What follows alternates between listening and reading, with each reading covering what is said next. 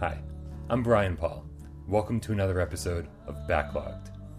Now, every week, I play a game that I've been meaning to get around to for the last 2 or 3 decades. I play it from start to finish in an effort to inform you as to whether it's worth playing or worth skipping altogether. Sometimes the game is good. Sometimes the game is bad. This week,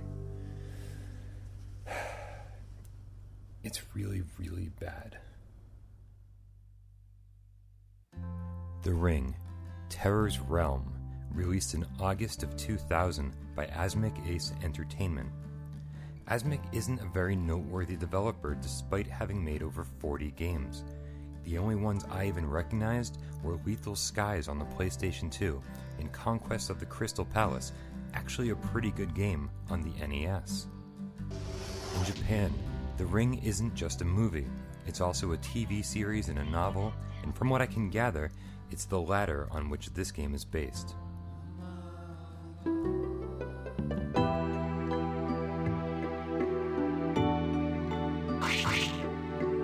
Right off the bat, though, something is very wrong here. The sound effects on the first menu screen are laughably bad. Survival horror games of the era were famous for setting the mood from the get-go. Who can forget hearing Resident Evil before the game started? But this is symptomatic of a much larger problem. I'm a fan of horror movies, and low-budget horror is always good for a laugh. The voiceovers for this intro, though, are almost too much to handle. Just listen. Meg, what's going on over there? Like, hey man, what's happening here? Now hold on a moment, sir. I know the two of them. They're friends. What happened? I don't believe this. I see. Anyone who manages to play The Ring for longer than an hour must have a high threshold for pain. Almost all of the first 90 minutes consists of exploring a big, empty, unpopulated office building. It's easy to get lost until you realize this is all there is. 3 floors, each with their own alternate reality Silent Hill-like versions. The entire game consists of just running from one end of the building back to the opposite end and then over and over again. For roughly half of the game, there aren't even any enemies, making the process slow and tedious, especially if you're unsure of where to go next. It's extremely linear and extremely boring. But be thankful of all of that time you spend without enemies around, because the combat here is atrocious. Like Resident Evil, you can swivel your character on a Z-axis while aiming. Unlike Resident Evil, you can't aim any of your guns up or down.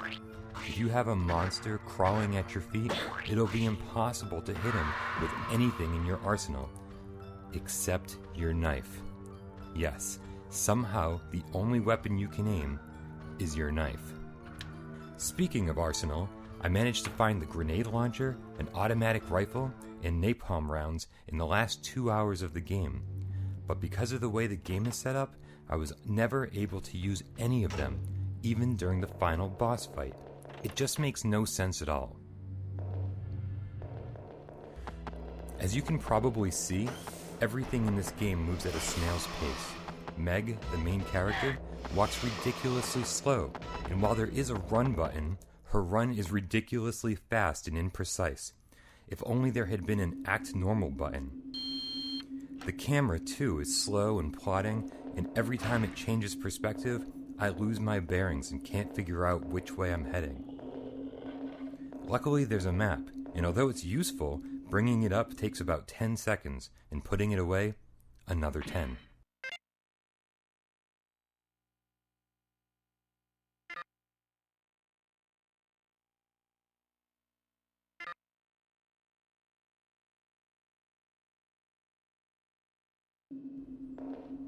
The Dreamcast was a powerful system when it first came out, often sporting better and higher res textures than even the early PlayStation 2 games.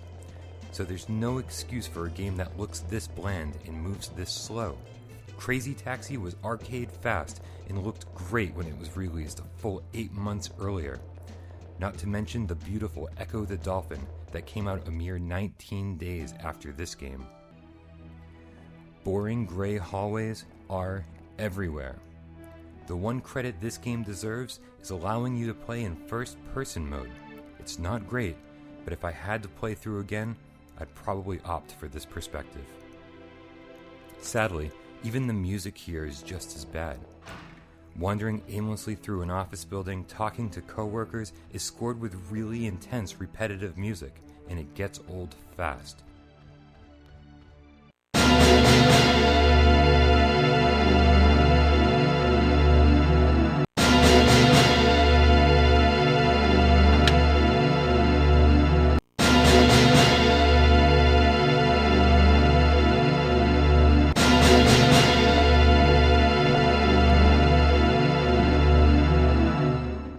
By the time you even encounter an enemy, the intensity has lost all meaning, and it really begins to make an already virtually unplayable game so much more irritating.